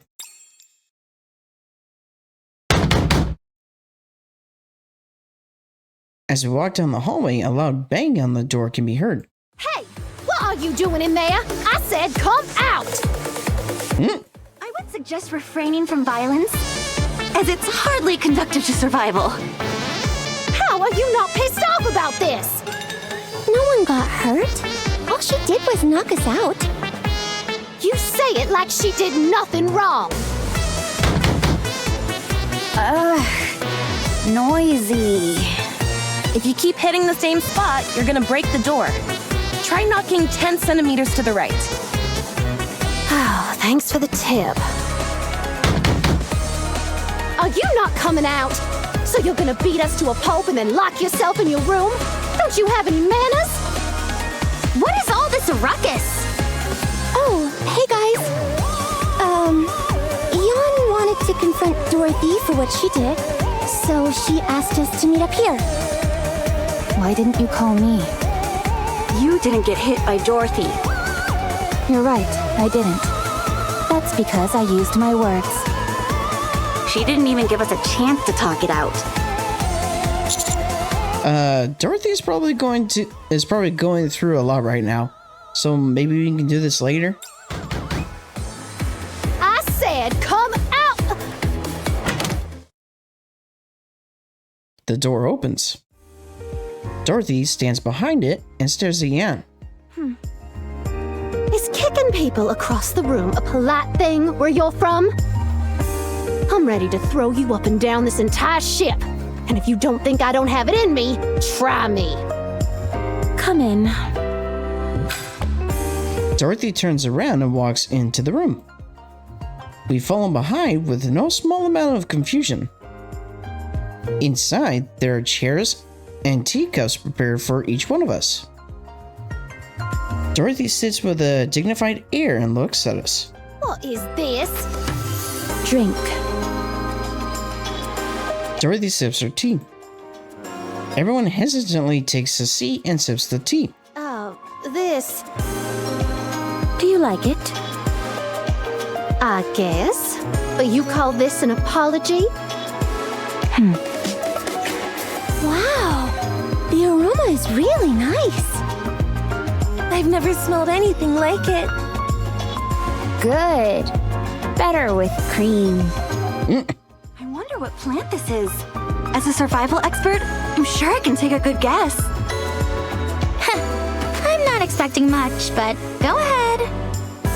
Is it a red-horned deer mushroom? Those are poisonous, and they're not even plants. This is magnolia. Where did you get this? You're familiar with magnolia? Of course I am, and this is no imitation. This is the real thing. You can't buy this stuff. Did you smuggle it from somewhere? I'll give you some when we land. Don't think this counts as an apology. Just finish your tea. She refuses to say sorry even once. Fine. Give me another cup. You two are like a pair of kids fighting.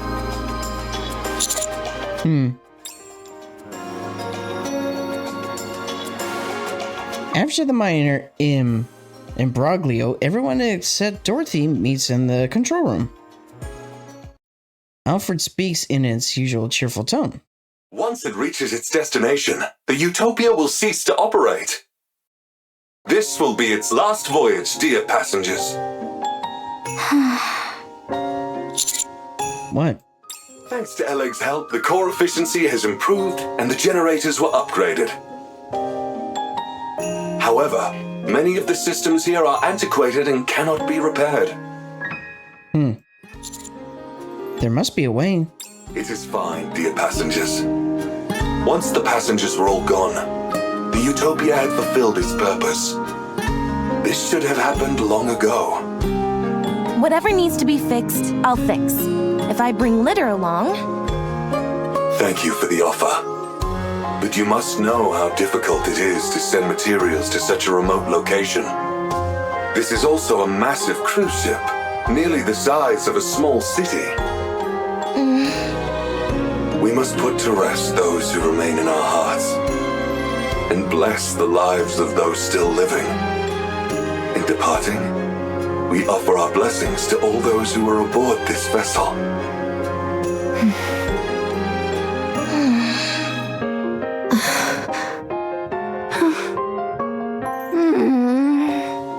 Until then, however, please feel free to enjoy everything the Utopia has to offer, dear passengers.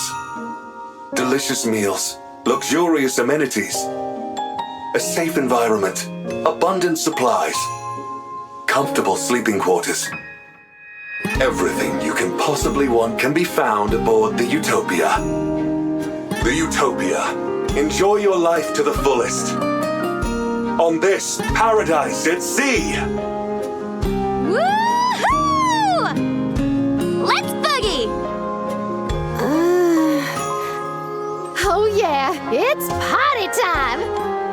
Let's cut loose and have some fun! I'm going to the pool first! Oh, let's go together! Should I bring some alcohol? Absolutely not. I'll fully map out the cruise's structure. With plenty of snacks piled next to me, of course. Sleep on cruise. Wish fulfilled. Let's go, Commander.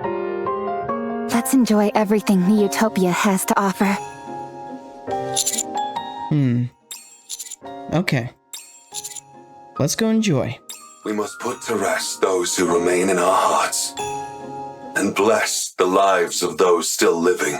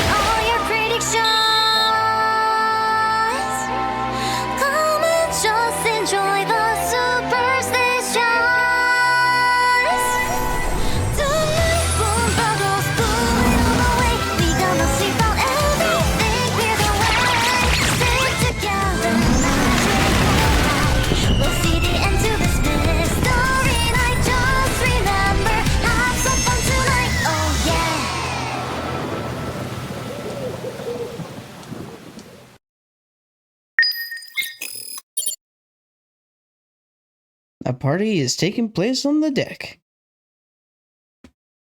Yeah, not gonna lie, Shift Up definitely cooked when it came to that animated cutscene to end things off. Like, wow.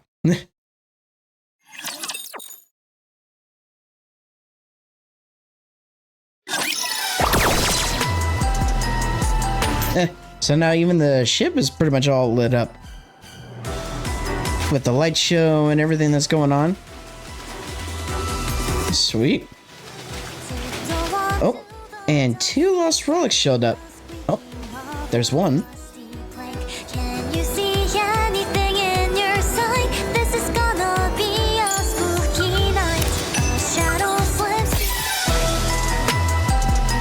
Boom the ghost. That's cool. Okay, so there's one more. Now, question is, where is it?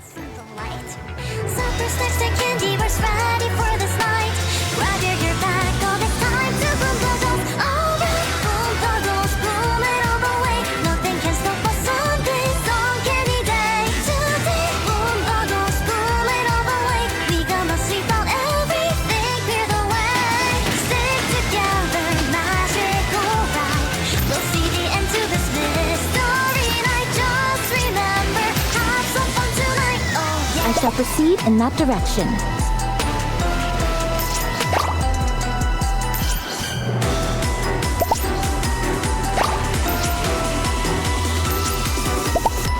It's gotta be around here somewhere. I'm a bottle hunter, ghost now. Watch my showtime. I'll show them all. I'm not just a pretty face. Nesting inside, I was sweating in a higher place.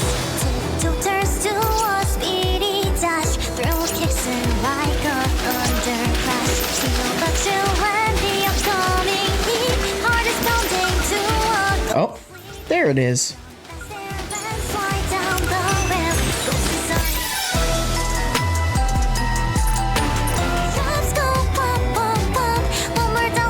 Alright, so all that's left now is hard mode,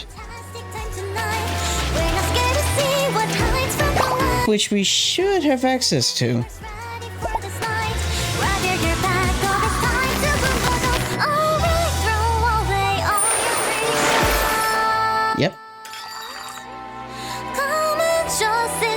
Alright, so what we're going to do is I'm going to, of course, like last time, I'm going to pause the recording here, and when we resume, we'll be at the tail end of all the battles, and we'll see about witnessing the last cutscene, the bonus cutscene for this event. So I'll see you in a moment. After these messages, we'll be right back. Alright, the last of the hard mode stages is done, so let's see what bonus cutscene we have.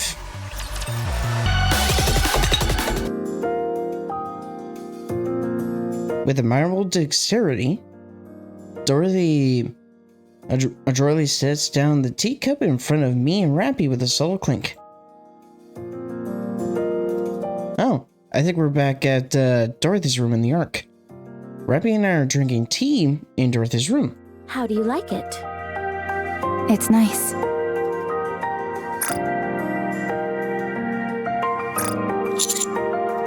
I like it. It smells wonderful. I take another sip. I intend on taking the Ark.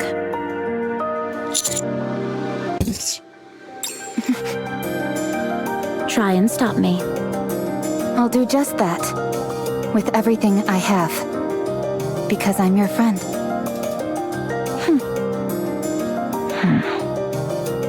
When you stood in my way back on that ship, I felt something. That feeling helpless before towering, overwhelming masculine strength feels kinda nice in some ways. Sorry, bad joke. You don't have to look at me like that. Please, continue. I realize that if there's someone to hold me back, I might not make the wrong choice. And what would that be? Ending your life, for starters. If your grace hadn't stopped me, I would have killed you. What are you talking about? I'd have taken you out long before you had a chance to kill me. Anyway, it's good to see that you realize fighting me is the wrong If I killed a highly revered member of the Special Commando Unit, I would undo everything I've built thus far. That is what I meant when I said it would be a wrong choice. Dorothy, what are you doing with the Ark? Forcing it to make a decision. What do you mean? At some point, the Ark will be confronted with a choice. Many things will have to be abandoned. When that time comes, the question is, what will it abandon first? Enough with the dramatics. Speak English. I am waiting, Robbie, and I do so with joy. When the time comes, you will be forced to make a choice as well. You will have to decide whether to stand in my way or stand with me. And are you sure you're not making the wrong choice here? Positive. Can you tell me what the right choice is? I'd rather not. Can you at least give us a hint? I said no. Deputy Chief's office. Report. Oh, I remember seeing this guy in a cutscene before from, VOD that I saw someone else playing NIKKE. Yeah, this guy's an asshole, from what I do remember. What an asshole! I'm sorry, but there's not been anything significant so far. How does no one know what Dorothy is doing here in the Ark? She couldn't have come here just to broadcast that gibberish show of hers. Her movements are somewhat limited. Other than periodic meetings with Deputy Chief Birmingham, she hasn't been to many places. What did she talk about with him? We were unable to find out. Are you kidding? Why didn't you bug their offices? That was impossible. The Deputy Chief's offices are... I know. It's impervious to any bugging equipment. ENIKKE is also covering for her, so we're screwed in that department. It's the same with your office. All of the deputy chief's offices are... I know that! Don't try and lecture me. Sorry, Deputy Chief. I didn't mean to cause offense. Damn! I'm on my last nerve with this.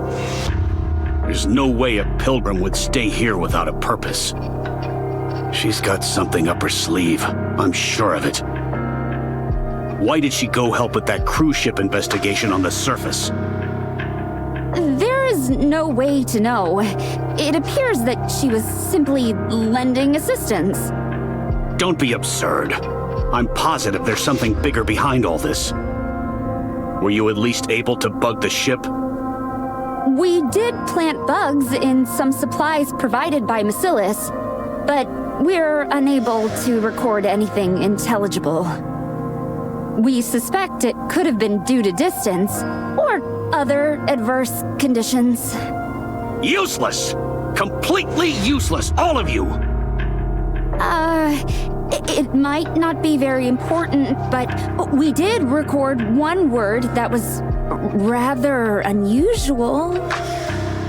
I'll determine whether it's important or not. Just tell me what the word was. Yes. The word was Pina. Pina? Yes. We're unsure as to whether it's a term, a name, or perhaps a title? Look into it. Whatever this is, I want it found out. Understood, Deputy Chief. Go. Yes, Deputy Chief.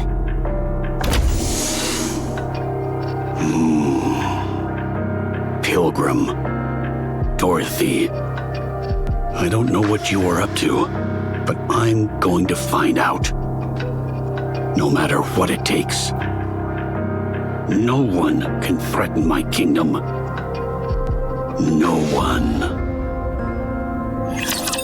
Yeah, like I said, the guy is pretty much an egotistical asshole.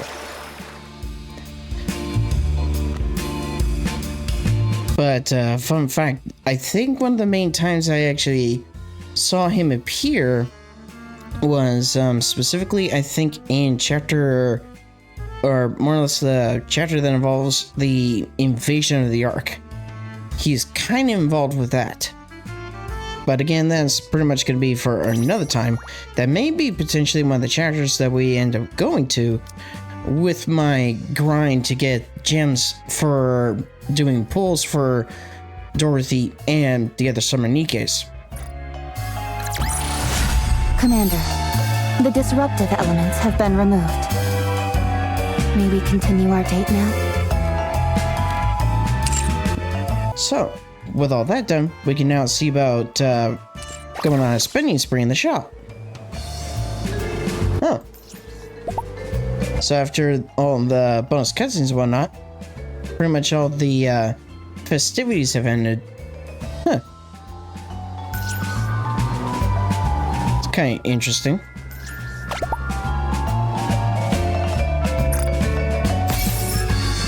There we go. And we got another film. Yeah, I have 29 of those I can use.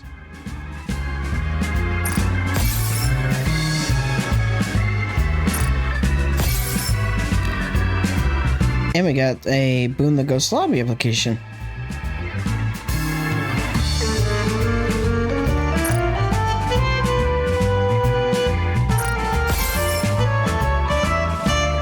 There we go.